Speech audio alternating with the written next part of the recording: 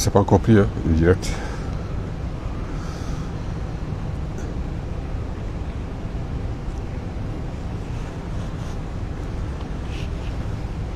On est en direct là.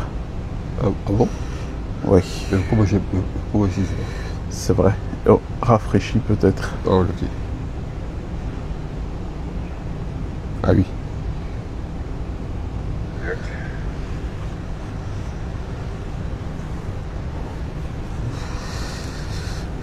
Alors, on va voir avec nos amis s'ils nous entendent bien. Oui. Est-ce que vous entendez bien, les amis? C'est vrai. Oh, rafraîchi peut-être. On a dû changer de lieu, d'emplacement. Est-ce que vous nous entendez bien? S'il vous plaît.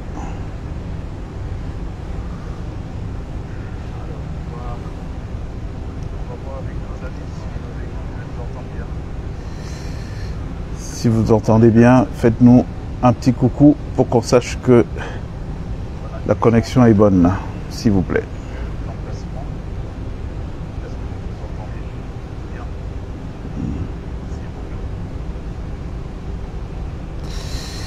Merci de laisser un petit commentaire pour nous dire si vous nous entendez très bien, s'il vous plaît. Parce que tout à l'heure, on avait une qualité de son exécrable. Bon, alors, on a 5 sur 5. On va attendre un certain nombre peut-être. Ouais, voilà. Dès qu'on est... Bon dimanche, chère Nadine NK.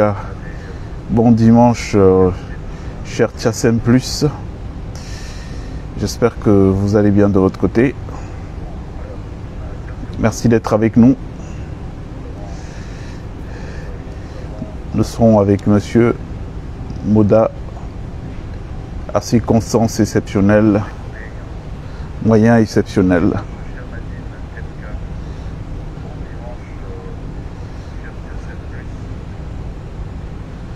Ok, Bouboule Bulle nous rejoint. 5 sur 5 de Jean-David Mihamle depuis la Turquie. Bonsoir Jean-David.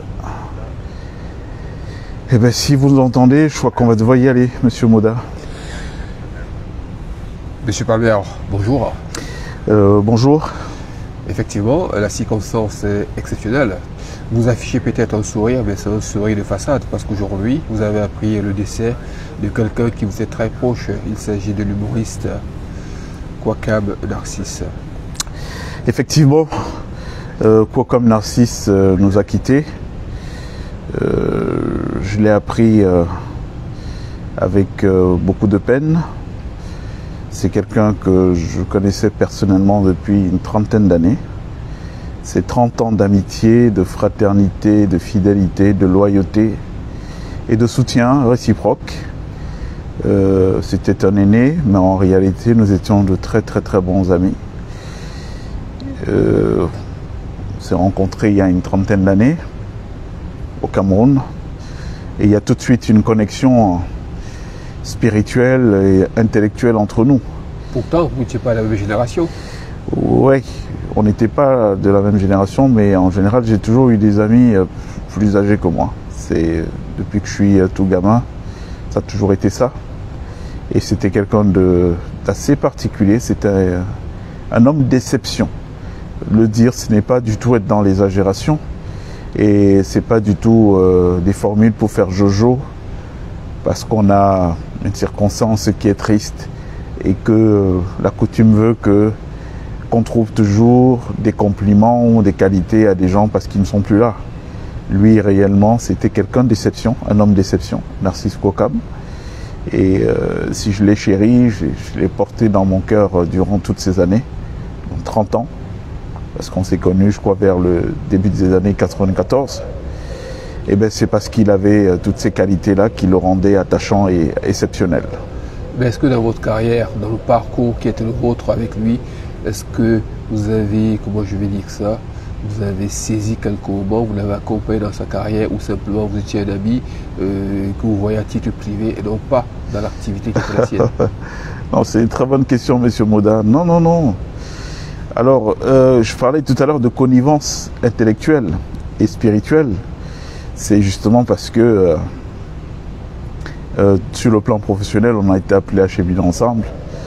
Le souvenir le plus lointain qui me remonte, au-delà des shows qui m'a été donné de présenter, où je l'ai présenté, il y a une expérience d'ailleurs qui est jalonnée d'anecdotes que j'ai connues avec lui à l'époque. Vous savez, le Cameroun n'est pas vraiment un pays réputé pour ses hommes empreints d'honnêteté. La plupart du temps, tous les récits de la vie des hommes au Cameroun sont toujours jalonnés d'arnaques, d'abus, d'escroqueries. Et lui, il a ceci de particulier qu'un jour, il m'a appelé, il m'a dit, bah, tiens, voilà, j'ai un sponsor et mon sponsor souhaite que je produise des petites histoires drôles, mais courtes. Et pour ça, j'ai fait appel aussi à un de mes amis avec qui j'ai une bonne connivence intellectuelle, qui s'appelle Cindy Midja. Bien sûr, un autre comédien. Voilà, notre comédien. Et à l'époque, j'avais un petit studio personnel chez moi, à la maison. J'habitais à Yaoundé, à Anguissa. Et puis, il a souhaité que je sois la personne qui les accompagne dans la réalisation de ce projet. Et donc, je les accueillais une fois toutes les semaines pour qu'on enregistre, hein, qu'on réalise ces capsules. Donc, on était tous les trois, Cindy Midja, Narcisse Kokam et moi. Et jusqu'à... Ce qui m'a frappé, c'est que la plupart du temps, quand on finissait de travailler, ce qui se passait, c'est que dès qu'on avait fini de travailler, il se trouvait que les sponsors ne payaient pas aussitôt. Donc ce que nous faisions, c'était quoi? Ils me disaient, bon, allez, on se revoit. Et il pouvait passer 2-3 mois, mais peu importe le temps qui passait, un matin, je recevais un coup de fil de lui et il me disait, tiens, la facture vient de passer. Et donc j'ai ta part, où est-ce que tu es? Et il venait me donner ce qui me revenait. Et ça, c'est un truc qui m'a frappé parce que c'est pas du tout dans la mentalité des gens de chez nous. Les uns et les autres pensent toujours aux petites arnaques. C'était quelqu'un de très honnête, très très honnête en affaires comme en amitié. Et qu'est-ce qu'on peut retenir de lui sur le plan, on va dire, humoristique? Oh là là, c'était quelqu'un... Pour ceux qui ne le connaissent pas, parce qu'il faut dire quand même que ça fait un certain temps qu'il n'était plus très très en actualité. Oui, mais en réalité, c'est quelqu'un qui a commencé sa carrière très très jeune, fin des années 70. Hein. Donc son histoire est un tout petit peu là, l'histoire de l'humour camerounais. Il a vu traverser le temps en se bonifiant, en se réinventant. C'est pas toujours évident avec les nouvelles générations qui arrivent. Bien sûr. Ce que je retiens, c'est que c'était quelqu'un de très créatif et qui avait une dimension, quelque chose de très construit dans la manière dont il amenait son art. Bon, il faut savoir qu'il a décidé de se consacrer à une carrière d'artiste alors qu'il avait une autre vie. Hein. C'est quelqu'un qui était dans le top management d'une banque au Cameroun, le Crédit Agricole. Pour ne pas la citer. Oui, pour ne pas la citer, le Crédit Agricole, c'était, je crois, le directeur commercial là-bas à l'époque. Et il a laissé cette carrière pour se consacrer. Il a laissé la carrière ou alors il a continué sa carrière et fait sa passion au métier? Non, il a fait de l'humour son métier. Donc, au détriment de cette première carrière dans la banque.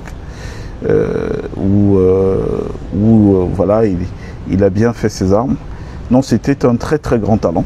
Est-ce qu'il ne prestait qu'au Cameroun ou bien il est arrivé à l'étranger? Ah, bien sûr que c'est l'une des premières figures de l'humour camerounais connues à l'international. Il a fait plusieurs scènes dans le monde avec des gens comme Michel Drucker, présentés à l'époque par lui, des scènes, je me rappelle, avec les Africa Music Awards avec Consti Eka. Il a fait beaucoup de scènes internationales. Au contraire, c'est pas le menu fretin qui nous quitte. C'est quelqu'un qui a vraiment marqué son temps et qui a une belle carrière, une carrière très riche, très inventive. Avec lui, on ne savait jamais ce qui allait se passer la minute d'après. Hein. Il avait une nouvelle idée toutes les 2 secondes. Donc c'est réellement une très grande pointure qui qui s'en va et je voulais le dire. On vous sent très affecté d'ailleurs. Et puis sur votre page tout à l'heure, vous avez mentionné que vous préparez un hommage particulier à Laurent. C'est quoi? C'est une compilation de tournage? Ce sont vos rencontres? De quoi s'agit-il un tout petit peu en avant-goût de ce que vous allez faire? Vous savez, le problème chez nous, c'est que nous ne savons pas rendre hommage aux plus méritants. Moi, j'aime souvent mieux le faire de leur vivant. Bien sûr. Parce que bon, il y a toujours une petite note de regret de se dire que quelqu'un était là, on lui a pas assez dit qu'on l'aimait. Bon, moi, c'est pas mon cas. Hein. Moi, je suis du type à rendre hommage aux gens de leur vivant, à les célébrer, à les porter. Donc, je pense que pour les nouvelles générations, c'est important quand même qu'on puisse attester par un document de sa trajectoire. Bon, j'ai la chance d'avoir avec lui été de beaucoup de projets. Je me rappelle, j'ai tourné en 2010 au Cameroun. Il était mon invité sur cette émission-là, Noël des leaders, avec plusieurs personnalités camerounaises. Toutes les fois qu'il était de passage à Paris, on était ensemble. On a un certain nombre quand même, un important stock d'archives qu'on peut partager avec le grand public. Des interviews, j'étais en 2018 au Cameroun, on a refait un autre tournage ensemble. Nous avons été de plusieurs batailles, s'il faut appeler ça comme ça, mais aussi de plusieurs projets que nous avons travaillé ensemble, et je crois que cette petite banque d'images là peut être intéressante dans le cadre d'une spéciale Narcisse Kokam. Il est parti en fait, c'est ce matin qu'on a appris son décès. De quoi s'agit-il? Est-ce qu'il était malade ou alors c'est arrivé comme ça subitement? Bon oui, on parle de maladie. On parle d'une maladie, d'une opération qui a mal tourné à terme et puis qu'il a finalement emporté. C'est quelqu'un qui, souvent vous m'entendez dire aux plus jeunes ici, qui évoque toujours les choses sous le prisme tribal, que de faire très attention parce que le Cameroun est un. Tout ce qui ramène toujours tout à la tribu, moi je suis un tel, vous n'aimez pas un tel. Les gens ne peuvent pas s'imaginer le niveau d'acquaintance. Moi je me rappelle qu'une fois, ce Narcisse, c'est lui qui m'a présenté à M. Fokam de la banque à Freeland. Oui. Ouais, parce que c'était quelqu'un capable de spontanéité. Hein. Lui, il ne connaissait pas du tout le repli tribal. On n'aurait pas pu rester autant d'années ensemble s'il y avait ce type de considération. C'est-à-dire qui est un bassin d'origine. Voilà. Donc c'est quelqu'un avec qui il est comme un frère, quoi. Donc quand j'entends parfois les gens parler, vouloir résumer les choses à la tribu, je me dis mais est-ce que vous pouvez imaginer le niveau de connivence, de connexion qui peut exister entre les gens, peu importe d'où ils viennent. C'est lui, il est le symbole accompli de ce truc. Je me rappelle, j'étais au Cameroun pour un projet. À peine j'étais là, il m'a dit tiens, il faut que je te présente à Fokam. Il est là au Cameroun en ce moment. Il a appelé et puis rendez-vous fait sur place. Bon, avec lui c'était une autre affaire, une autre histoire, mais quand même vous dire les gestes de grandeur, de générosité dont il était capable. En tout cas, une fois de plus, son décès met en lumière les failles de notre système médical. Apparemment, on part d'un plateau technique très léger qui n'a pas su l'accompagner en fait. Oui, mais vous savez que la plupart du temps, on évoque toujours le plateau technique quand on parle des affaires du Cameroun. Mais il n'y a pas que le plateau technique. Il y a le niveau des RH. Il y a un professeur émérite, on va dire ça comme ça, camerounais. Je crois que c'est le professeur Boni. Voilà, le professeur Boni Aimé. Exactement. Voilà. Aimé, oui. Le professeur Boni Aimé, que j'ai suivi il n'y a pas très longtemps, qui décrivait de manière complètement ahurissante le contexte des formations du personnel médical au Cameroun. Je ne parle pas des paramédicaux, je parle des médicaux, des médecins et tout. Et il parlait d'un taux d'absentéisme qui fait juste froid au dos. Et là, il a illustré une fois, parce qu'on a vu des images, on voit des salles d'amphi totalement désertées. Et je pense que c'est cette sortie de lui qui lui a valu d'être renvoyé en Europe. Tout à fait. Ça comme ça. Et ce qui est dommage, un professeur de médecine de tel talent, de tel niveau. De ce niveau dont le Cameroun choisit de se passer, ça pose un peu un problème, quoi. La plupart du temps, quand on dit qu'on est dirigé par des sorciers, les gens croient que c'est juste qu'on a des mauvaises langues ou qu'on a de la bile, on veut cracher la haine. Ça n'a rien à voir.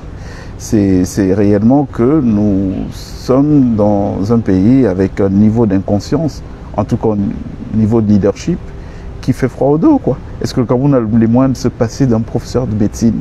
Vous vous rendez compte, monsieur Moda? On n'a pas les moyens de se passer d'un professeur. Moi, j'ai entendu ce type parler. J'ai vu tout de suite du patriotisme en lui.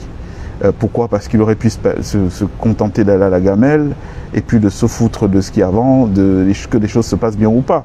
Mais si on vous dit que dans les écoles de formation de nos médecins, on a des taux d'absentéisme, en tout cas des taux de présence de 20%.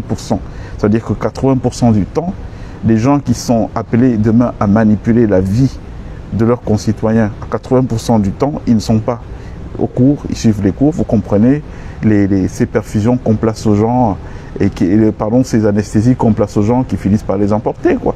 Donc, ils posent un réel problème qui doit participer, si demain il y a des états généraux du Cameroun, qu'on doit poser sur la table de ces états généraux du Cameroun, quoi. Il y a plein de gens là qui normalement n'ont pas qualité pour exercer comme médecin au Cameroun et qui ne peuvent exercer que dans cet environnement de corruption. Mais clairement, avant même d'évoquer le plateau technique, moi je veux qu'on évoque la question des hommes, la qualité des formations. On ne peut pas se permettre de faire du laxisme dans des domaines aussi sensibles, aussi précieux que ceux de la médecine. Et si c'était des voix comme les nôtres seules qui en parlaient, les gens pouvaient dire, bon oui, ils sont dans l'exagération et tout, mais là c'est une voix autorisée. Qui mieux que le professeur Boni aimé pour nous dire ce qui se passe dans la médecine au Cameroun? Et si on ne l'écoute pas, on va écouter qui? Comparaison, l'état par raison, au Cameroun également, il y a un célèbre professeur, chirurgien, orthopédiste reconnu, j'ai cité ici le nommé le professeur Bayebek, qui aussi a eu en son temps et en son temps poussé ce genre de cri de gueule, ce qui lui a valu d'énormes déconvenus également dans le schéma de sa carrière. Non, mais il faut dire les choses. Moi, je ne suis pas pour les gens qui se couchent, hein, parce que la problématique qu'on a au Cameroun, c'est celle-là. C'est-à-dire que personne ne veut porter ses couilles. Tout le monde préfère son petit confort, hein, en trahissant la patrie. Et puis, ces gens-là qui préfèrent trahir, qu'est-ce qu'ils savent faire? Ce qu'ils savent faire, c'est de vous appeler à côté. Oh, Monsieur Moda, faites attention quand même.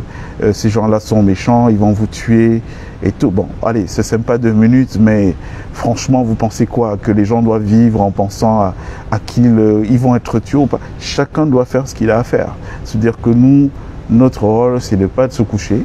Notre rôle, c'est de dire les choses telles qu'elles sont, n'en déplaise aux gens.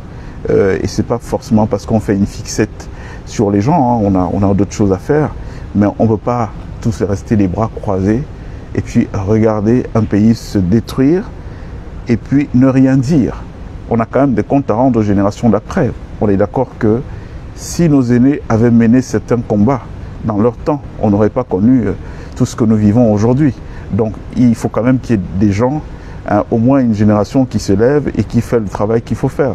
Nonobstant tout ce qui peut arriver, on s'en fout de ça. Monsieur Bonda, moi je ne me lève pas le matin en stressant sur « Oh putain, je vais mourir ». Mais non, mais ça fait partie de la vie. Hein. Et, celui dont, c'est Poutine qui le dit souvent, celui dont le destin est de mourir noyé, il ne va pas mourir empoisonné. Donc, chacun a un rôle à jouer dans notre société, il faut qu'il le joue et qu'il ne se pose pas des problèmes sur qu'est-ce que les gens vont penser, qu'est-ce que les gens vont dire. Il faut faire ce qu'on a à faire et puis les autres n'ont qu'à faire ce qu'eux, ils ont à faire. Donc je pense que pour répondre clairement à la question, moi des gens comme Jean Bayebek, des gens comme le professeur Aimé Boni, c'est des gens qui emporteront plus mon respect, hein, parce qu'ils ont la capacité, malgré ce que ça peut coûter. En plus, ça coûte même quoi à la fin? On vit dans une terre, des pauvres types que nous sommes et tout. Nous tenons à quoi? Nous tenons à un petit souffle. On a beau accumuler ces richesses, ce matériel et tout, ben, ils s'envolent d'un claquement de doigts. Moi, j'ai vu des gens qui ont accumulé des biens et qui roulaient carrosse et tout. Et le jour où ils ferment les yeux, tout est dilapidé par leur descendance. Donc, est-ce que ça sert à quelque chose en réalité? Moi, je crois qu'il faut s'inscrire dans les schémas de postérité. C'est plus important. Hein, parce que oui, demain, l'histoire questionnera notre passage. Vous étiez là, votre pays était détruit, que faisiez-vous? Et vous savez, la vie des hommes est plus courte que la vie des nations. C'est vite passé, hein. Ça ne représente rien le laps de temps que nous passons sur Terre.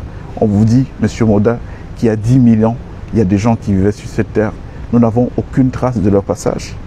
Parfois, ce qui nous reste, c'est des bribes d'histoire. Hein. Et ces bribes d'histoire... Oui, comment? Des bouts d'histoire, il y a encore. Mais, pour rester dans le domaine de M. Palmer, est-ce que ça a un sens qu'au Cameroun, que le ministre de la Santé, qu'on appelle docteur, oui, il a un doctorat, mais pas en médecine, il a un doctorat en sciences politiques ou droit. Est-ce que ça a un sens que le ministre de la Santé d'un pays comme le Cameroun soit quelqu'un qui n'ait pas une formation médicale ou scientifique? Ça a un sens dans un contexte de non-sens. Hein. Nous avons des gens qui ont décidé clairement de se mettre en complot contre le pays qui les a vus naître. Parce que c'est ça qui se passe aujourd'hui. C'est-à-dire que cette gouvernance, que je ne sais pas si c'est une malchance ou c'est quoi, que nous avons au Cameroun, est une gouvernance qui a décidé de travailler contre les intérêts du pays, contre des populations. La preuve, moi j'entends souvent des gens dire « Oui, vraiment, il faut se battre pour qu'on reste en paix ». Mais est-ce qu'il y a la paix au Cameroun, M. Moda? Il n'y a pas de paix. Un pays où on peut vous attraper aujourd'hui, on vous assassine, on vous mutile, on vous torture et puis ça ne va nulle part. En plus, votre corps même, votre famille ne voit pas le corps. On confisque le corps pendant 2 ans. La famille ne peut, je parle de Martinez Ogo, la famille ne peut même pas faire son deuil. Est-ce qu'on peut pas, on appelle ça un pays de paix? On ne peut pas appeler ça un pays de paix. Un pays où une parcelle du territoire, le nord et le sud-ouest, est l'objet, est le théâtre de violents affrontements avec des dizaines de morts, des millions de déplacés et tout. Est-ce qu'on peut appeler ce genre de pays un pays de paix? Moi je dis que les Camerounais sont dans l'abus à tous les niveaux. Quand j'entends dire souvent que le président Biya nous a garanti la paix, mais de quelle paix il s'agit? Il n'y a pas de paix quand on est dans un état de non-droit. On ne parle pas que de paix, on parle du Cameroun. Oui. On parle de paix et de stabilité. Oui, mais est-ce qu'il y a de la stabilité au Cameroun? La stabilité, c'est quand il y a l'état de droit. C'est quand on est sûr, M. Moda, que je peux abuser de vous et vous allez recourir aux instances compétentes pour me faire condamner ou pour entrer dans vos droits. Mais si vous êtes dans un état où vous ne pouvez pas rentrer, vous ne pouvez pas obtenir des institutions de la justice, mais ce n'est pas un état, on n'est pas du tout dans quelque chose de stable. La preuve, quand des investisseurs veulent venir en Afrique, quelle est la première conditionnalité? Ils vont toujours regarder la note de stabilité des pays. Ils regardent Cameroun, et puis ils vous disent non, l'environnement des affaires n'est pas sécure. Ben, moi je vais venir mettre 50 millions d'euros sur la table, et puis quand j'ai fini, moi qui vous parle, j'en ai été victime. D'accord? Je mets de l'argent sur la table, du jour au lendemain, un bonhomme décide de me barboter cet argent, je ne peux pas me plaindre, là où je vais me plaindre, c'est l'endroit où je suis attendu pour être enlevé, pour être tué. Vous pensez qu'à partir de mon expérience à moi, c'est pas pour parler de moi tout le temps, mais à partir de mon expérience à moi, je peux encourager les gens à aller investir là-bas? Non. Donc on n'est clairement pas dans un pays de paix. Il faut que les Camerounais arrêtent de se mentir à eux-mêmes. Le Cameroun n'est pas un pays de paix, on est loin d'être un pays de paix, c'est un pays d'abus, c'est un pays en termes de gouvernance où on a des gens qui non seulement n'ont pas le niveau, mais des gens qui sont en complot. Parce que l'un des procès qu'il faudra faire dans l'après, c'est le complot, parce que là on a non seulement une atteinte à la sûreté de l'État, mais on a une association de gens qui se sont mis ensemble pour saboter la marche de notre pays. De toute façon, si je comprends très bien vos propos, c'est qu'en fait c'est une absurdité, une incongruité que de voir que Cameroun qui regorge tant de médecins spécialistes, de chirurgiens de haut vol. D'ailleurs, on peut citer entre autres le Camerounais qui est le plus grand chirurgien aux États-Unis, je crois, un Benaï.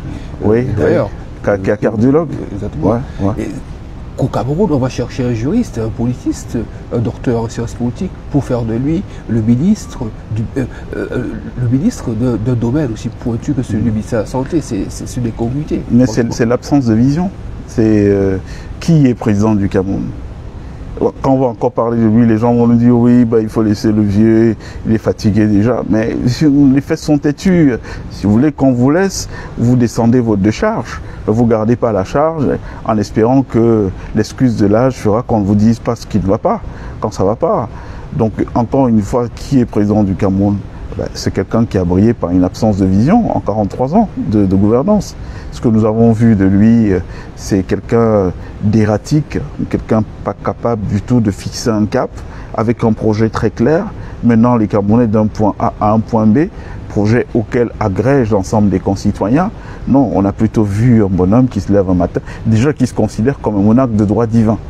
Hein? C'est-à-dire, il doit sortir, on bloque les routes toute une journée, donc il n'y a pas d'activité économique.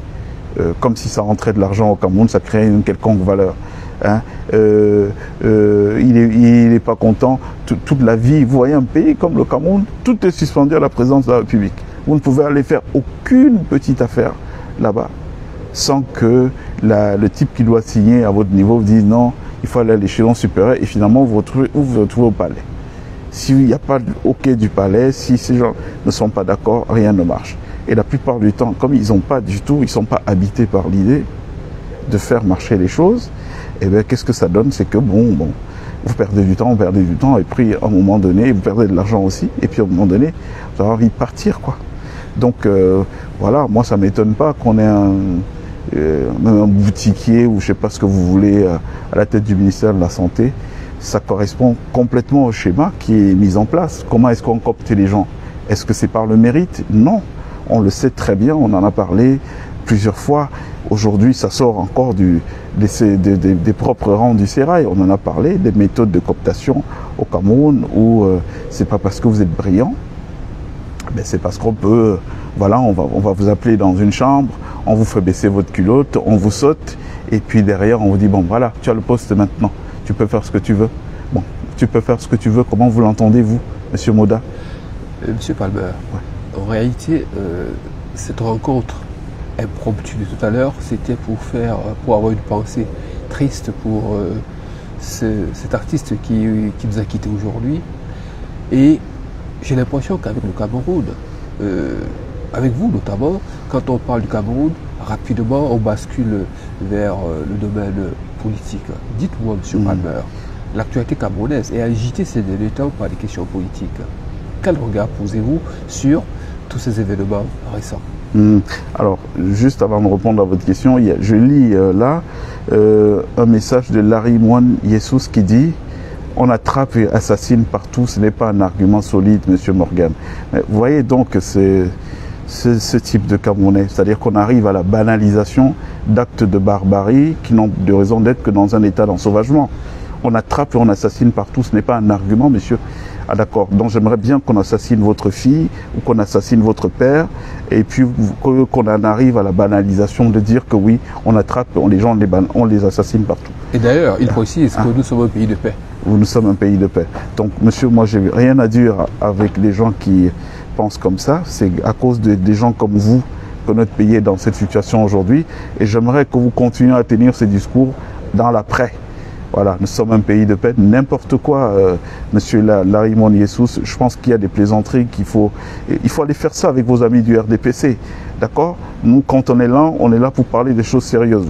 Je ne suis pas certain que vous connaissez ce pays mieux que nous autres, que même ces gens que vous défendez, que vous les connaissez mieux que nous. D'accord? Donc on va arrêter les plaisanteries, on assassine partout, ce n'est pas un argument. Vous pouvez me dire un journaliste qui a été assassiné en France, mutilé, découpé comme un animal. Et donc depuis que le meurtre a eu lieu, aujourd'hui on n'a pas de justice qui soit rendue. Mais il faut arrêter les plaisanteries. Hein. Moi la prochaine fois d'ailleurs je vais vous suspendre de mes amitiés parce que je ne veux pas entendre ce genre de discours, de relativisme. Allez faire ça sur vos pages du RDPC qui sont faites pour ça. Et encore, voilà. Encore si c'est pas du RDPC sont faites pour ça. Donc on attrape les gens, on assassine partout. Si ce n'est pas un argument solide. Allez vous faire foutre, monsieur Larry Moine Jesus. Je n'ai pas d'empathie pour les gens qui se moquent pour la vie, qui se moquent de la vie des autres. Vous avez pensé à la famille de ces gens qu'on assassine? Vous pensez à tous ces gens qui meurent gratuitement? Et quand bien même on assassinerait partout, est-ce que c'est le bon exemple? Il faut arrêter ces conneries là. Bon, on va revenir à l'essentiel, monsieur Palmer. Dites-nous, l'actualité camerounaise est agitée ces derniers temps, pas que camerounaise, ivoirienne également. Comparaison n'étant pas raison d'ailleurs. On a vu hier en Côte d'Ivoire une manifestation énorme pour manifester l'énervement des populations contre, on va dire, ces listes électorales, ces candidats qui sont interdits de candidater en Côte d'Ivoire. Au Cameroun, on ne l'a pas vu. Les gens ont accepté les décisions prises en toute quiétude.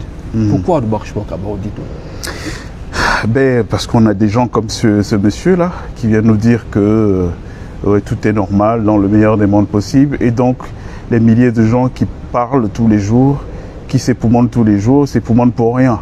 Hein, ils ont tort, c'est eux le problème. Hein? Voilà, c'est ce qu'il essaie de nous dire. C'est parce qu'on a des gens comme ça qu'il n'y a pas de dynamique qui se crée durablement. Ouais, parce que si pendant que les gens se mobilisent, parce que c'est pour le bien de tous, parce que c'est ce monsieur qui parle, vous verrez que quand il n'y a pas d'électricité dans le Cameroun, il n'y a pas d'électricité chez lui. Quand il n'y a pas d'eau, il n'y a pas d'eau chez lui, il ne se lave pas, mais il nous dit qu'on est dans un pays en paix. Vous savez, on ne peut pas continuer à accepter de l'imposture. C'est à cause d'une certaine catégorie de Camerounais que nous sommes dans cette société-là que nous voyons aujourd'hui. Donc moi, la question que vous posez, pourquoi les gens ne marchent pas, j'ai répondu à cette question au début en vous disant que pourquoi? Parce que le cancer du Cameroun, c'est la peur. Tout le monde a peur de mourir. Il y a un tel rapport, un tel attachement à la vie qu'on se demande mais qu'est-ce que les gens croient? Qu'on vit pour une autre finalité que la mort. C'est ça la problématique que nous avons. Là, on vient de voir une démonstration de force en Côte d'Ivoire, là. D'accord? Pays auquel on aime beaucoup se comparer en disant que bon voilà, on est comme eux et tout et tout. On a vu 1 million de gens battre le pavé, je ne sais pas hier ou avant-hier, je ne me rappelle plus. Hier pour empêcher un 4e mandat. Pour empêcher un 4e mandat. Voilà. Et pendant que les gens sont dans ça, d'autres viennent nous raconter que tuer des gens, vraiment j'aimerais que ça arrive à quelqu'un de votre famille, monsieur Larry Moniesous. Comme ça on verra si vous allez continuer à tenir le même langage de dire que les gens, et ça c'est partout que ça arrive. Donc voilà, moi je pense qu'il y a cette culture je sais pas, est-ce que c'est une culture, il y a ce cancer. Le cancer de la peur, les gens ont un tel attachement à la vie que finalement ils préfèrent ne pas vivre mais quand même respirer, voilà, que de se battre. Plus l'attachement à la survie qu'à la vie. Bon voilà, que de se battre pour les autres générations. Parce que je vous dis, ce qu'on vit aujourd'hui, nous sommes là, nous parlons où? Nous parlons en Europe. Les ancêtres des gens qui ont construit l'Europe, vous pensez qu'ils ont fait quoi? Ils se sont sacrifiés. Vous connaissez l'histoire de France? Des révolutions et compagnie. Aujourd'hui, on est content d'être dans des lieux où, regardez, l'essentiel de la contestation camerounaise aujourd'hui vit où? En Europe. Vit en Europe. C'est-à-dire que l'essentiel des gens qui la ramènent pour animer un peu ce débat et pour ne pas permettre que ces gens continuent à dormir du sommeil du juste, ben, l'essentiel de ces gens sont en Europe. Est-ce que ce n'est pas la raison pour laquelle les choses restent dans l'état? Parce qu'en fait, si les gens étaient si mal, ils manifesteraient sur place. Pourquoi est-ce que c'est quand on est à l'extérieur qu'on s'agite un peu plus? Bon, mais je viens de vous le dire. C'est-à-dire que ça participe d'un processus qui a été entretenu longuement. Mais nous, on a connu le Cameroun. Moi, j'étais en 92. Hein. J'étais jeune, mais j'ai assisté aux villes mortes au Cameroun, à l'époque, à Douala.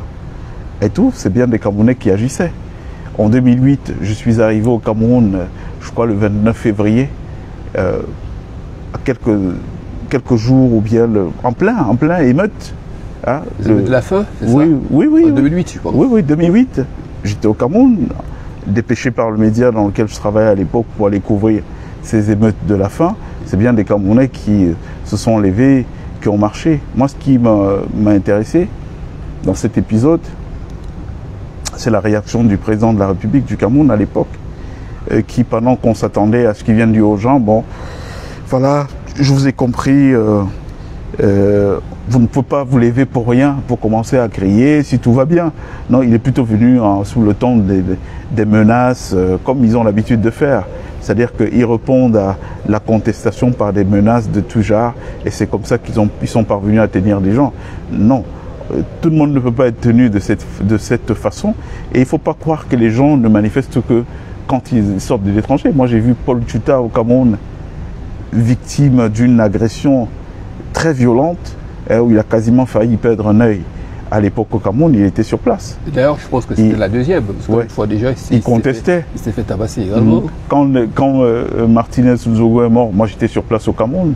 J'ai fait une sortie au moment où tout le monde, personne n'osait parler, puisqu'on disait que la pieuvre était là, attendait seulement le premier qui parlerait pour qu'on aille lui réserver le même sort qu'à Martinez. Mais j'étais au Cameroun, du Cameroun, j'ai tout de suite manifesté mon indignation et puis ma condamnation. Donc c'est dire quoi? C'est dire que non, il ne faut pas dire ça, c'est juste que d'une manière générale, là où je vous rejoins, les gens ont été conditionnés à l'idée que il y a plus important pour eux, c'est de vivre malgré les conditions et tout, mais pas de bien vivre. Vous comprenez un peu? Je ne sais pas si je m'explique bien. Si je vous entends, mais tout en vous écoutant, je suis en train de lire votre ami Larry Ouamessou qui rapplique. En réalité, je pense que si la technique l'aurait permis, on l'aurait bloqué parce qu'il fait une comparaison. On a besoin d'un Ouattara au Cameroun. Bref, passons à l'essentiel. Est-ce que vous savez, le problème aussi des Camerounais, c'est qu'il y a beaucoup de gens qui parlent dans notre pays. Est-ce qu'il est en Côte d'Ivoire, ce monsieur? Est-ce qu'ils connaissent ce dont ils parlent? Ouais.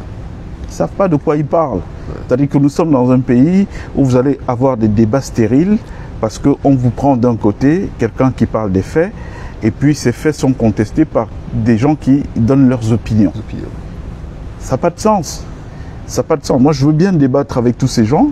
S'ils peuvent me dire, je connais la Côte d'Ivoire, j'ai été à Abidjan, je connais Gagnois, je connais Yamoussoukro, j'étais à Daloa, j'étais à Soubré, j'étais à Tiakoun. Je vais bien parler avec tous ces gens-là, à Bassam. Mais quelqu'un qui n'a pas vécu ça, hein, qui reste assis chez lui, et puis qui se lève un matin, et puis qui commence à discuter avec toi qui allais sur place, mais c'est une perte de temps. Et c'est ça le débat au Cameroun aujourd'hui. Ça veut dire que les gens, chacun s'assoit dans sa petite bulle, il commence à s'imaginer ses réalités, et puis sur la base de ces réalités, il veut imposer un débat de société. C'est le propre, le propre des réseaux sociaux. Internet est arrivé aujourd'hui et a démocratisé la médiocrité. C'est-à-dire qu'en fait, quelqu'un qui n'a pas les capacités, il ose parler de Ouattara. Est-ce qu'on peut, quand on parle de Ouattara, on peut parler du Cameroun? Ouattara, il a transformé son pays en 3 mandats. On l'a vu, nous on est des témoins. Moi je suis allé en Côte d'Ivoire depuis les années 2000. Depuis les années 2000, j'ai vu la transformation de ce pays en quelques temps, en un laps de temps. Et tout, on peut même pas, il n'y a pas de comparatif. Pourtant, M. Palmer, si vous permettez, oui. Je peux dire que Ouattara, c'est pas votre tasse de thé, parce que vous, on vous a vu plus proche, on va dire, de Gbagbo à l'époque déjà. Et là, vous posez. Mais c'est pas un secret. Moi, j'ai un faible pour Laurent Gbagbo. Nous avons une relation personnelle, humaine, qui fait que c'est quelqu'un pour qui j'ai une profonde tendresse, que je respecterai toujours, avec qui je me sens bien. Mais l'honnêteté intellectuelle m'oblige à dire que ce que Ouattara a fait ces 3 derniers mandats, eh bien, c'est juste exceptionnel. La Côte d'Ivoire est complètement transformée. Moi, je l'ai visitée, je la connaissais avant. Bon, on dira que c'était dans un contexte conflictuel et tout, de conflictualité. Je l'ai connu aussi sous Alassane Ouattara. C'est juste exceptionnel. Et le dire n'enlève pas du tout la sympathie et la tendresse que j'ai pour Laurent Gbagbo, mais c'est la vérité. Donc, on ne peut pas venir comparer les autres. Est-ce qu'au Cameroun, il y a déjà un cap? Un pays où il n'y a même pas de conseil de ministres? Ça veut dire quoi? Le conseil des ministres permet quand même de fixer un cap à la marche d'un gouvernement. Qu'on sache que bon, il y a tel projet, il y a tel autre projet, on se retrouve tous les mercredis, chacun sort son cartable. Où est-ce que vous en êtes? Vous avez parlé de 80% de taux de réalisation des projets. Est-ce que ça a avancé? Si ça n'a pas avancé, c'est quoi le problème? Et tout, et comment on règle ce problème? Ça n'existe pas dans un pays. Ça veut dire navigation à vue. Donc on ne va pas le comparer avec un pays comme celui-là qui fonctionne à peu près quand même très bien. En tout cas, où les mécanismes de gestion sont rationnels. Monsieur Palmer, est-ce que le contexte actuel du Cameroun, avec tout ce qui se passe là, est-ce que ça n'augure pas des lendemains très très sombres? Le contexte. Oui, bien sûr. Le contexte aujourd'hui. Mais Monsieur Moda, nous l'avons prédit. Voilà 2 ans que je dis, et j'ai fini par laisser ceux qui avaient d'autres idées, d'autres chemins, croire. Voilà 2 ans que je dis qu'on ne vient pas à bout de 43 ans de dictature par les urnes. Qui nomme le président de l'ECAM? Qui nomme le président du Conseil constitutionnel? Qui nomme les ministres? Qui nomme les préfets? Qui nomme les gouverneurs? Qui nomme les sous-préfets? Mais si on ne vient pas à bout d'une dictature de 43 ans par les urnes, vous pensez qu'on vient par quoi? Par la rue, par les armes, par la rue? Mais vous savez très bien quel est mon avis sur la question.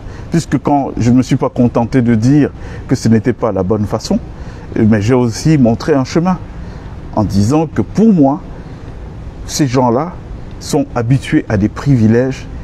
Ces gens sont habitués à la société où il n'y a pas de mérite, l'absence de mérite. Vous ne leur ferez pas renoncer aux privilèges en leur offrant des pétales d'orchidée. Pour leur faire renoncer à ces privilèges, il faut un coup de force. Je le dis depuis. Est-ce que ce n'est pas clair quand je m'exprime? Il y a sauf que au moment où on devrait être, parce que la problématique que nous avons, Monsieur Moda, excusez-moi de vous couper, c'est pas très poli. La problématique que nous avons est la suivante.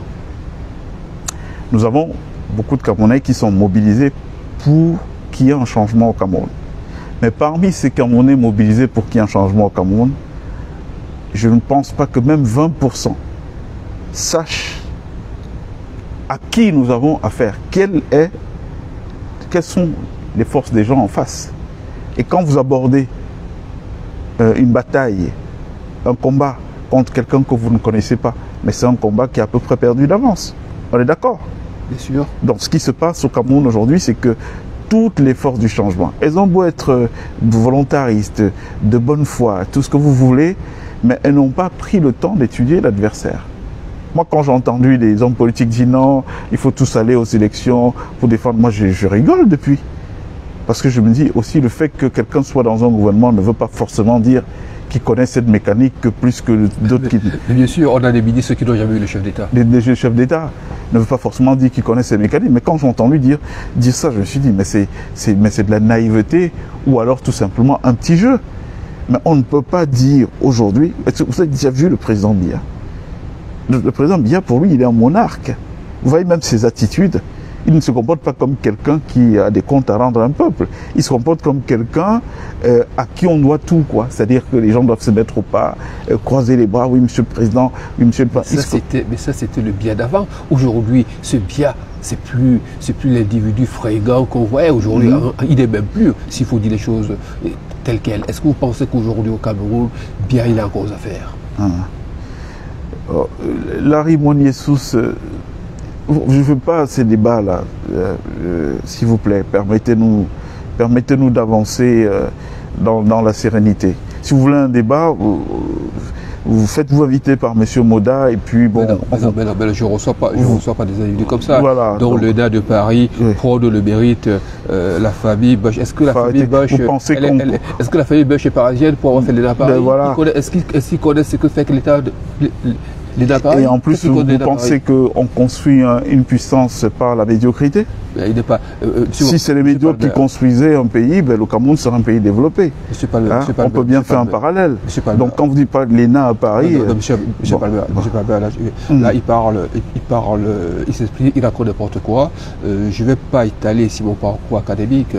J'ai un cursus académique qui me permet de parler avec autorité. Donc j'ai fait Sciences Po droit, ça veut dire ce que ça veut dire. Je l'ai fait ici à Paris. Donc un individu comme celui-ci, je ne discute pas avec lui. Avec tout le respect que je dois à votre direct, parce que sexuellement, des individus comme ça, on fera un tout petit peu l'économie d'en parler. Donc, M. Palmer, revenons à l'essentiel. Aujourd'hui, au Cameroun, traverse une crise grave. Au regard de votre posture, au regard de votre expertise, qu'est-ce qu'on peut attendre du 12 octobre 2025? Ah ben rien. Rien. Ce que nous voyons aujourd'hui, c'est que bon, le vieux a fait tellement de stratégie que bon, je crois que sa stratégie n'avait pas pensé la situation où il serait en incapacité physique de pouvoir continuer à tirer les marrons du feu. Et donc aujourd'hui, on est aux limites de sa stratégie. Les limites, c'est que bon, étant en incapacité physique de continuer à tirer les marrons du feu, ce sont les bébés, les bébés Machiavel qu'il a fabriqués autour de lui aujourd'hui qui ont repris les choses en main. Sauf que, est-ce qu'ils ont le même talent politique que lui?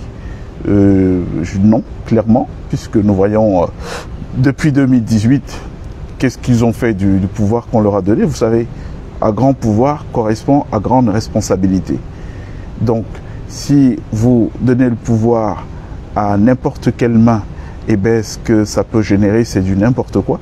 Et c'est ce n'importe quoi qu'on vit au Cameroun depuis 2018 jusqu'à ce jour. Donc, clairement, aujourd'hui, les gens qui se retrouvent là avec un pouvoir qui brûle dans les mains sont des gens qui ne sont pas préparés, qui n'ont pas la carrure pour pouvoir assumer, endosser le pouvoir. Et donc, de manière très très claire, moi je peux vous dire qu'il n'y a rien à attendre de 2012, du 12 octobre, pardon. Je le dis depuis 2 ans, que les Camerounais doivent tirer les leçons qui s'imposent. Et quand je dis Camerounais, moi j'ai acté le fait que, franchement, je n'attends pas qu'il y ait un soulèvement populaire. C'est pas du tout parce que le Camerounais est de nature un peu couard. En tout cas, le Camerounais génération Biya est de nature un peu couard. Ils ont été tellement lobotomisés que pour eux, bon voilà, tout le monde veut voir ses enfants grandir. Je les comprends. Mais aujourd'hui, il faut considérer qu'il y a une classe dominante actuelle, une minorité dominante qui est, allez, entre guillemets, éduquée. Cette minorité dominante doit faire face à la minorité dans les forces du changement qui a le même niveau d'éducation ou un niveau d'éducation supérieur pour créer l'équilibre de la terreur, pour équilibrer la terreur. Donc il ne faut pas aborder cette chose avec des émotions. Je ne sais pas si on se comprend, Monsieur Moda. C'est-à-dire que le but du jeu, vous ne pouvez pas attaquer la dictature de Biya en faisant quoi? En faisant des slogans, en utilisant la parole de manière intempestive, sans conceptualisation, sans penser les actions et tout. Si vous faites ça, ben, ce qui se passe, c'est que vous êtes manipulé, comme on le voit là. Parce que tout ce qui se passe au Cameroun aujourd'hui, nous l'avions anticipé. Nous l'avions anticipé, nous savons très bien que le pouvoir camerounais choisit ses opposants. Hein, c'est pas nouveau, hein. Depuis le début des 43 ans, ça a toujours été ça. Dès qu'on a parlé de schéma démocratique, ben, qu'est-ce qui s'est passé? Ce qui s'est passé, c'est qu'ils ont décidé, bon, allez, c'est nous qui allons redistribuer les cartes. Bon, toi, tu vas être opposant, toi, tu vas être l'opposant principal et tout. Bon, ce qu'on va faire, c'est que, allez, le matin, vas-y, tu nous insultes copieusement. Ah, mais tu nous as pas assez insulté hier, c'est pas bien. Les gens vont finir par se douter qu'il y a quelque chose. Donc, repars demain à la télé, insulte-nous copieusement, et bien, et puis voilà. Nous, on va t'accoler le statut d'opposant. Numéro 1. Et de numéro 1 d'opposition. Et puis, bon, quand tu as fait ça, ben, ça fait que nos partenaires internationaux, on va leur dire, ben, tenez, il y a la démocratie au Cameroun, la liberté d'expression, regardez, les gens peuvent dire ce qu'ils veulent. Ils ont fait ça, ils sont allés au niveau des médias, ils ont fait la même chose. C'est-à-dire que la quasi-totalité des médias qui existent au Cameroun aujourd'hui, tous sont tenus en coupe réglée. Moi, je connais des noms de médias. Je ne veux juste pas vexer des gens qui sont financés. C'est-à-dire que si on dit aux Camerounais d'où l'argent pour faire fonctionner ces médias viennent, ils vont tomber sur leur chaise. Donc ça, c'est une organisation du pouvoir. C'est des gens qui ont pensé la pérennisation de leur système sur 20, 30, 40, 50 ans. Donc vous n'allez pas à la lutte avec des gens comme ça en mettant les émotions, en mettant les organes, comme on dit chez nous. Vous ne pouvez pas. Pour aller à la lutte contre des gens comme ça, il faut avoir un niveau d'expertise supérieur ou au moins égal. Voilà, là vous pouvez équilibrer la terreur. Donc, mais ce qui se passe aujourd'hui, c'est que le gros des forces du changement, qui déjà manquent d'organisation, ne connaissent pas l'adversaire en face. C'est-à-dire qu'ils vont lutter contre un Biya avec les émotions en s'excitant. Non, ces gens ne sont pas excités. Au palais, quand vous arrivez au palais de l'unité, la première chose qui vous frappe, c'est le silence qu'il y a dans les couloirs. Vous n'entendez pas le bruit. Ça veut dire ambiance très studieuse. Et les gens qui travaillent là, ce n'est pas des rigolos. C'est des cerveaux d'un autre niveau et qui travaillent et disent, bon, voilà comment on va casser la basse. C'est des cerveaux reliés au service du mal. Oui, des cerveaux réunis au service du mal. Comment on casse tel mouvement qui est né et tout. Et des mecs qui tracent sur papier, voilà l'action qu'on va poser. Comment est-ce qu'on dilue l'action de la diaspora? Bon, on va donner de l'argent à ceux-ci et puis on va susciter une querelle entre eux, ils vont commencer à se quereller et finalement, les gens même qui veulent le changement n'auront plus de repères. Donc c'est des choses qui sont pensées par des cerveaux en face. On ne peut pas opposer à ces cerveaux des gens qui viennent juste réagir avec des émotions en faisant des mouvements de bras. Moi j'ai par exemple vu là, Conseil constitutionnel, il y a tel... Mais qu'est-ce que les gens croyaient? Qu'est-ce qu'ils croyaient? Vous pensez honnêtement que quelqu'un peut être un danger? On a vu tous ceux qui sont des dangers réels pour le pouvoir burundais. On sait ils sont hors jeu et parfois brutalement. Vous pensez que Paul Éric Kingay, il est mort parce que c'était son heure? Non. Ou Penda et Koka? Les vrais gens qui ont la capacité de mettre en difficulté ce pouvoir, on sait quel est le sort qui leur est réservé. Hein? Quand vous pensez qu'un type comme Guérandi Bara, parti en exil depuis 1984... Que je connais particulièrement. Bon voilà, on a continué à le traquer et pour finalement avoir sa peau plus de 20 ans après qu'il soit là en exil. Mais c'est dire que ce pouvoir n'est pas du genre à copiner ou à supporter qu'il y ait une vraie menace quelque part sans que cette menace, il ne l'ait neutralisée. Donc c'est pour vous dire qu'on est face à un truc, malheureusement aujourd'hui, on est dans une cacophonie telle que chacun parle de son côté, il n'y a personne qui écoute et tout, et donc ça parle, mais on ne vient pas à bout des gens qui s'asseyent, qui tracent sur le papier des stratégies par juste des mouvements de bras, quoi. Je ne sais pas si je me suis fait bien expliquer. Bien sûr, parce que là, quand je vous écoute, en fait, pour vous, l'opposition actuellement, au lieu de s'organiser, se prépare plutôt à avancer et à aller au 12 octobre. Mais c'est qui l'opposition? Quand vous dites l'opposition, là, c'est qui à votre avis? Citez-moi des noms, je vais vous déconstruire ça tout de suite. C'est qui l'opposition? Pour être sincère avec vous, je serais capable de vous citer 5 véritables noms. Mais je vais citer.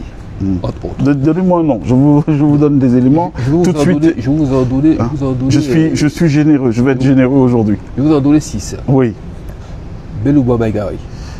Alors, Bellouba Maïgari était le premier ministre de Paul Biya en 1982. Ça fait 43 ans qu'il est dans le système. Et vous pensez que 43 ans après, ce type-là peut être un apôtre du changement? Et c'est Thierry Babakari. C'est le beau-père, ou je ne sais pas comment ça s'appelle. En tout cas, c'est la famille du président de la République, parce qu'il y a des liens familiaux. Donc il ne peut en aucun cas être opposant de quoi que ce soit. Et pourtant, il a peut-être du mérite, il a du talent et tout, mais en l'espèce... Si cette Chiroba s'est passé à Kéremouna, Maître Kéremouna. Mais à Kéremouna, c'est qui? À Kéremouna, c'est un enfant du système. C'est un enfant du système. Vous pensez réellement qu'à Kéremouna peut être contre le président de la République? Ne me parlez pas des gens qui dorment au palais, hein, parce que nous les connaissons tous. Je vous le dis, ça c'est les choses qui passent avec les Camerounais qui... Là où ces gens vont, nous avons dormi là-bas pendant longtemps. Et nous y avons toujours des gens, des familles et autres qui y travaillent. Donc je peux vous dire, sauf que bon, là je ne suis pas sorti aujourd'hui pour choquer des gens, mais je peux vous dire un tel que vous voyez se balader avec le manteau d'opposant, tel jour il a été reçu par le président et les gens feraient tomber leur chapeau à apprendre des choses. Donc Akira Mouna, c'est un enfant du système, il est loin d'être un opposant. Bon là j'ai cité des jeunes de la vieille école, on va venir un tout petit peu à la jeunesse. Serge Espoir Batomba. Alors, il est sympathique, Serge, mais c'est pas de lui que viendra le danger. Kabwa Libi, pour ne pas le citer. Kabwa Libi, c'est les enfants du système. Samuel Eyobi. Pourquoi il s'est brouillé, à votre avis? Pourquoi il s'est brouillé avec la base qui a fait de lui un homme politique? Parce que beaucoup de gens oublient toujours le cheminement. Au départ, c'était un personnage médiatique, une personnalité médiatique. C'était civil, 11 millions d'êtres. Non, même pas. Intervenant sur les plateaux de télé comme chroniqueur. Exactement, bien sûr. Vous vous souvenez? Bien sûr. Bon, voilà. À Vox Africa, bon, puis alors, Canal 2 et puis un peu partout d'ailleurs. La dernière, c'était... Qui lui a vu en premier un destin de politique, un destin de tribun qui pouvait incarner un leadership politique? Excusez-moi, mais c'est les Babilékés qui ont vu en lui quelqu'un qui pouvait être un leader politique et qui se sont constitués derrière lui en force, qui ont mis de l'argent et tout pour l'aider à se structurer, donc le mouvement 11 millions. Pourquoi ces gens-là sont en rupture avec lui aujourd'hui? C'est parce qu'il est toujours opposant. Je ne crois pas. Mais certains disent que c'est parce qu'il n'a pas voulu se rallier au candidat célébré par cette communauté. Vous savez, moi je ne suis pas d'accord avec ça. Vous savez, quand il y a eu à l'époque des décolonisations, quand il a fallu que Oumyobé aille défendre les souverainistes camerounais aux Nations Unies, est-ce que vous savez que ceux qui ont financé le voyage d'Oumyobé, c'était les chefs Bamileke? Et donc ils ont regardé, autant qu'ils étaient, ils ont dit, bon, lui, il a l'étoffe d'un leader, on va miser sur lui, c'est lui qui doit partir. Pourquoi à l'époque ils ne sont pas dit, bon, comme c'est nous qui avons l'argent et tout, on va choisir notre frère Bamileke, c'est lui qui va aller représenter le Cameroun. Ils ont misé sur Oumyobé. Donc moi je refuse, je ne partage pas dans l'absolu. Il ne faut pas confondre la bande d'excités qui aujourd'hui sont en train de jeter le discrédit sur tout un peuple, à l'ensemble du peuple. Mais je vous dis bien, à l'époque, c'est les chefs Bamileke qui se sont cotisés pour financer le voyage d'Oumyobé aux Nations Unies. Or, détenant les cordons de la bourse, ils auraient pu dire, si c'était des tribalistes, bon non, lui, comme il n'est pas Bamileke comme nous, on va envoyer notre frère, c'est nous qui avons l'argent. Donc moi je ne pense pas ça, je pense qu'il y a une trahison. Moi j'ai été patron de parti politique au Cameroun sur une courte période. Et je vais vous étonner, mais mes plus gros financeurs, mes plus gros financiers, c'était des Bamileke, que je ne connaissais pas. C'est-à-dire j'étais là un jour, tel m'appelle des Royaumes-Unis, tel m'appelle du Canada, tel m'appelle des États-Unis, pour me dire des gens qui n'étaient pas du tout de mon aire géographique. Donc moi je ne crois pas...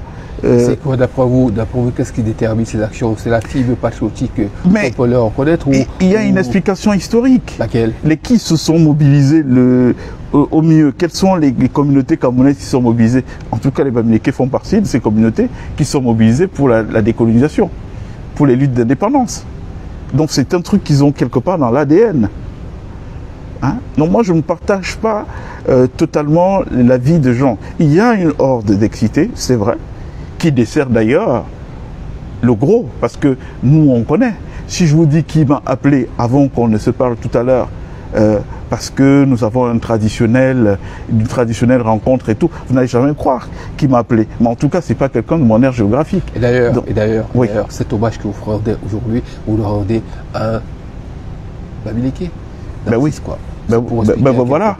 C'était qui, Narcisse Fokam? Le jour il me prend, il me dit, allons, on va voir Fokam et tout. Est-ce qu'il a regardé que à lui, il est pas, c'est un quoi? Donc, comme il est en quoi, je peux pas l'amener chez Fokam. Il a fait ce qu'il avait à faire, qu'on aille voir Fokam, discuter avec lui. Après ce que Fokam a fait, ça c'est son souci, c'est son problème. Mais moi, je retiens l'acte qui a été posé. C'est 30 ans de compagnonnage dont je vous parlais tout à l'heure, et c'est pas 30 ans de compagnonnage à faire de l'hypocrisie. Donc, il y a des vérités comme ça qu'il faut restaurer dans l'histoire de notre pays. Donc, en clair, moi, ce que je vous disais, c'est que le pouvoir à Yaoundé a choisi lui-même son opposition.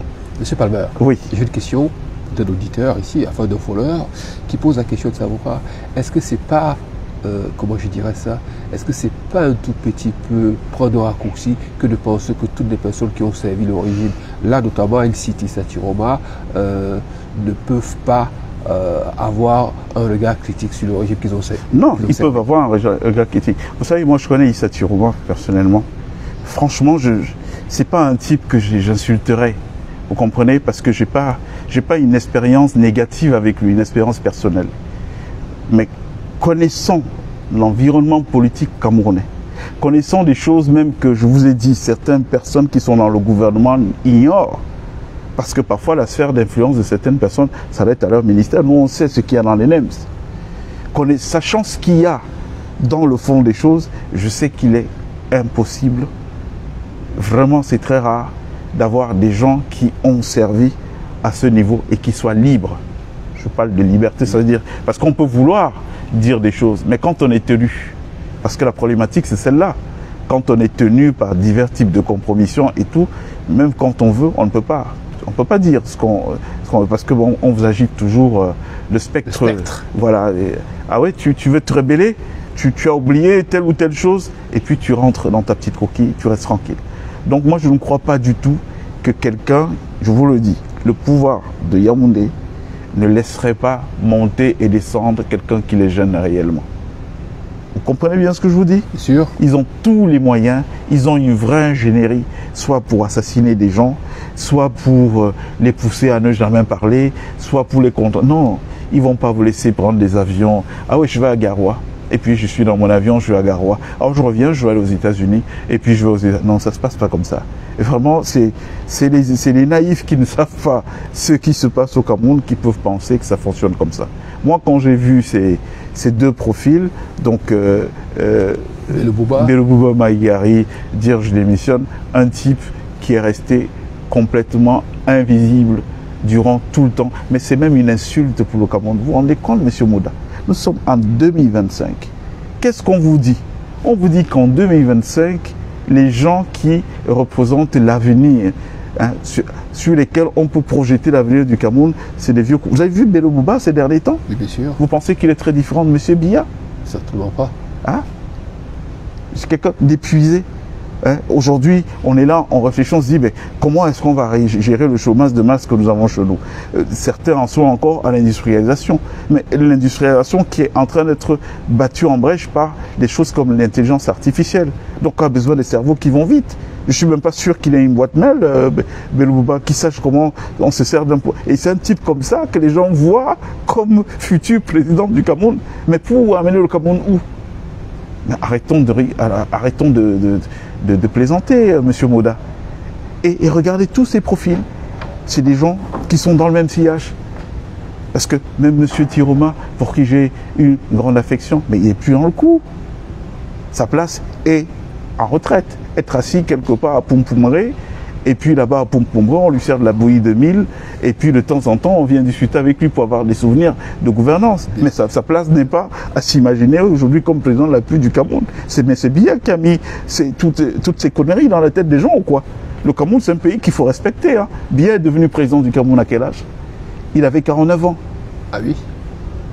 Il avait 49 ans, il est devenu président du Cameroun, donc on veut venir le mettre qui à la tête du pays? Aujourd'hui, même un homme de 70 ans est trop âgé pour être président du Cameroun. Je ne dis pas que la jeunesse est un gage de savoir, mais gouverner, ça nécessite de l'énergie. Il faut pouvoir faire le tour de la planète dans un pays comme le nôtre qui accuse près de 40 ans de retard. Il faut rattraper ce retard. Ça veut dire quoi? Ça veut dire qu'il faut un mec qui est au taquet, quoi, qui est dans l'avion, qui va en Inde, qui va discuter là-bas, l'installation d'une Silicon Valley. Il faut que le lendemain, qu'il soit aux États-Unis. Tu vois, tous ces vieillards consentir ces efforts physiques, mais ils ne peuvent pas, même s'ils le veulent. Donc quand on dit qu'il faut un profil jeune, bon, on ne dit pas qu'il faut un profil jeune parce qu'on est dans le jeunisme. On sait par ailleurs que la jeunesse camerounaise, elle est très décevante. En tout cas, une partie de cette jeunesse est très décevante. Mais on le dit, sachant c'est quoi la réalité du pouvoir. Le pouvoir, ça demande beaucoup d'énergie et c'est pas cette énergie qu'on retrouvera chez ces gens déjà amortis, à mon avis. Monsieur Palmer. Oui. Monsieur Palmer. Tout récemment, vous avez évoqué avec moi off l'exemple béninois. Qu'est-ce que le geste, qu'est-ce que le Bénin, à travers son président Patrice Talon, nous enseigne? Oh, c'est la très grande classe, Patrice Talon. Hein, c'est un homme à part. C'est-à-dire qu'aujourd'hui, en Afrique, on a le président Ouattara, très bon technocrate, hein, qui a travaillé à hisser son pays. Nous avons au Bénin le président Patrice Talon, c'est un homme d'une très grande classe avec une vraie érudition, mais surtout de la grandeur. Parce que M. Mouda, moi je vais vous faire une confidence. Pour avoir sillonné le monde, pour être allé un peu partout, j'ai vu très peu de grands en Afrique. J'ai vu très peu de grands en Afrique. Le grand dans le sens de la grandeur. Vous voyez des gens qui ont des statuts, on va vous dire, ah oui, tel c'est le ministre, tel c'est le président. Mais est-ce que c'est des grands dans le sens des valeurs et tout? J'en ai vu très peu. Et dans la shortlist que je peux développer dans mon panthéon personnel, je crois que Patrice Talon en fait partie. Mon plus gros regret, c'est de ne pas l'avoir, de ne pas m'être rapproché de lui dans le temps de sa gouvernance. Parce que je pense que tout ce qu'il a fait de très intéressant méritait d'être sublimé. Pourquoi? Pour l'émulation. Hein, parce que voilà, il est important que d'autres chefs d'État puissent voir ce qui se passe au Bénin pour peut-être s'en inspirer. De toute façon, là l'entretien va tirer à sa fin. Est-ce que vous avez un ou deux mots à dire aux personnes qui vous suivent? Bon, alors, ce que je vais dire à tous ceux qui nous suivent, c'est que le moment est venu de lancer un vaste rassemblement des forces du changement. Là, nous avons une expérience, celle qui montre que sans un dialogue, sans des concertations, on ne peut pas aller loin. Parce qu'il y a plusieurs mois en arrière, quand nous disions que bon, ce chemin qui est emprunté là, c'est en réalité on est en train de jouer le jeu du pouvoir, parce qu'on ne viendra pas à bout d'eux en utilisant des méthodes qu'eux-mêmes ils ont mis en place. Bon, les gens ne le comprenaient pas. Bon, je crois que maintenant, le temps est arrivé pour que les uns et les autres le comprennent. Moi, je crois qu'il n'est pas trop tard. Au contraire, il y a encore beaucoup de leviers. Ce qu'il faut faire, c'est qu'on doit commencer à se parler. Il faut élargir le cercle des gens qui dialoguent, en tout cas au niveau des forces du changement. Parce qu'il y a des stratégies, il y a des solutions. Et chacun a un bout de la solution, mais je vous promets, si on parvient à mettre ces bouts des solutions, chaque petit bout, ensemble, on arrive à quelque chose de redoutable. Monsieur Palmer, excusez-moi, je vais vous relancer sur un sujet.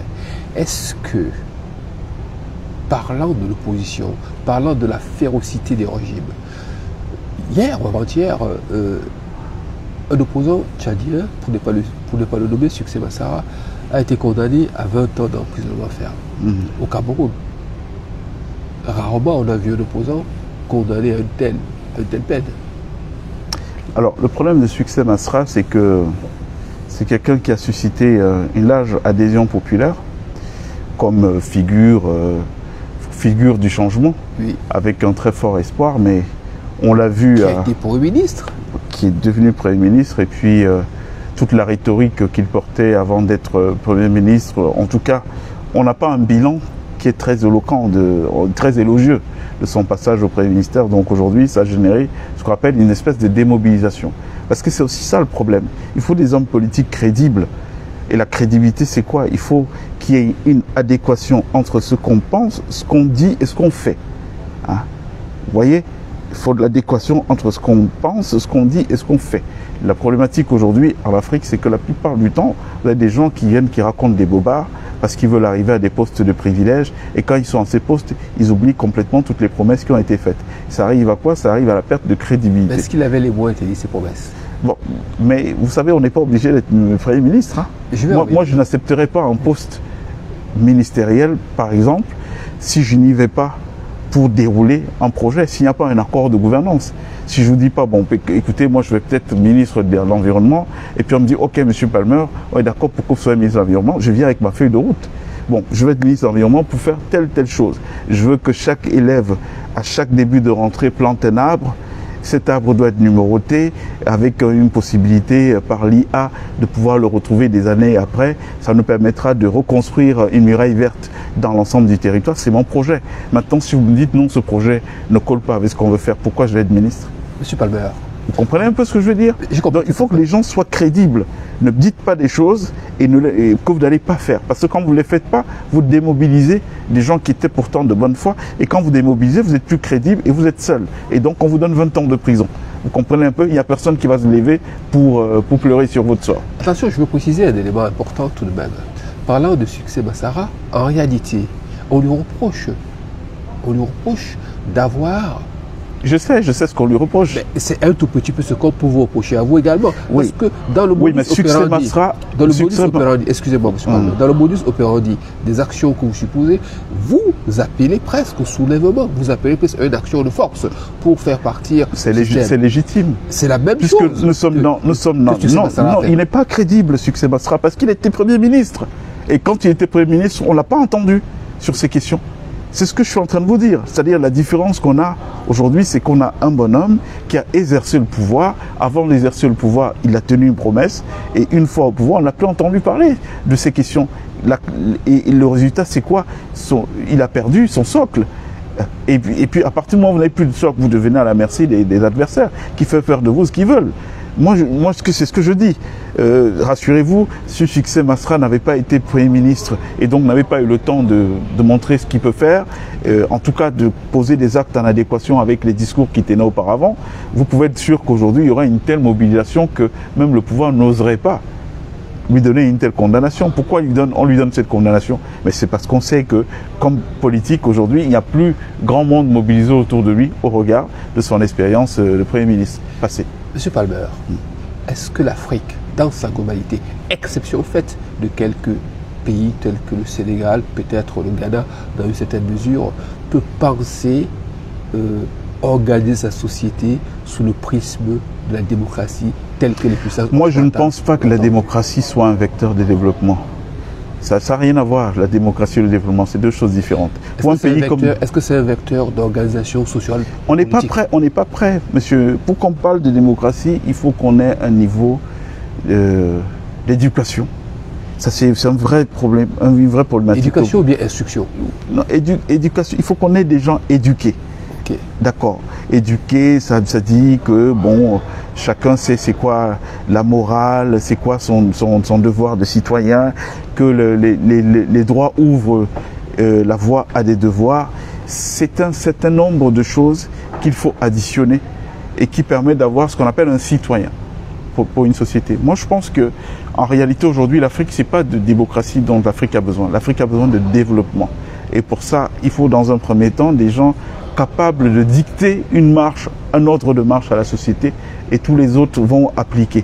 Donc il faut en réalité des systèmes dirigistes. C'est de cette manière qu'on peut s'en sortir. Ceux qui ont prescrit la démocratie en Afrique, ils ne l'ont pas fait parce qu'ils aimaient les Africains. Ils ont fait parce qu'ils savaient que c'est le meilleur moyen de retarder l'Afrique et de faire en sorte qu'elle ne puisse pas avancer. La preuve, vous voyez, qu'est-ce qui se passe aujourd'hui? On en parlait tout à l'heure. On est mobilisé pour le combat du changement. Il faut que les choses changent. Il y a 100 000 voix qui s'expriment. Et parmi les 100 000 voix, peut-être 99 000 inexpertes. Mais toutes ces voix se valent au nom de la démocratie. Qu'est-ce que ça donne? Ça donne de l'inefficacité. Vous comprenez, Monsieur Moda? Ça donne de l'inefficacité. Donc moi, je pense que ce vers quoi il faut aller, c'est vers des systèmes dirigés. Ce qu'Aïdio a fait. Est-ce que le Cameroun se portait mal, soit idiot que Soubia, que de dire aux gens, vous pouvez parler, ben vous parlez, vous ne pouvez pas manger, vous n'avez pas d'emploi, vous êtes assis chez vous, ça nous apporte quoi? Mais si je vous écoute bien, si on vous écoute, pour vous, le modèle AES, c'est un modèle inspirant? Bien sûr que c'est un modèle inspirant. La preuve, regardez les grands bonds en avant qu'ils ont fait à un laps de temps par rapport à ceux qui ont été là pendant 60 ans. C'était les pouvoirs quoi? C'était les pouvoirs civils. Parce que ça aussi, c'est un truc que les gens ne disent pas assez. Il faut qu'on soit capable de faire notre autocritique. Quel est le bilan des pouvoirs civils en Afrique pendant les 60 dernières années? Et est-ce que l'éruption de coups d'État dans des États en Afrique n'est pas du fait de l'échec des systèmes de pouvoir civil qui ont été installés, où les gens se comportent en réalité, comme je le disais tout à l'heure, comme des monarques de droit divin. Ils ne sont pas là au service du peuple. À quoi ça nous sert d'avoir des dirigeants civils si ces derniers ne travaillent pas pour les États? De vous à moi, Monsieur Moda, vous avez un militaire qui travaille pour le développement du Cameroun et vous avez un civil qui ne fout rien. Vous allez choisir quoi?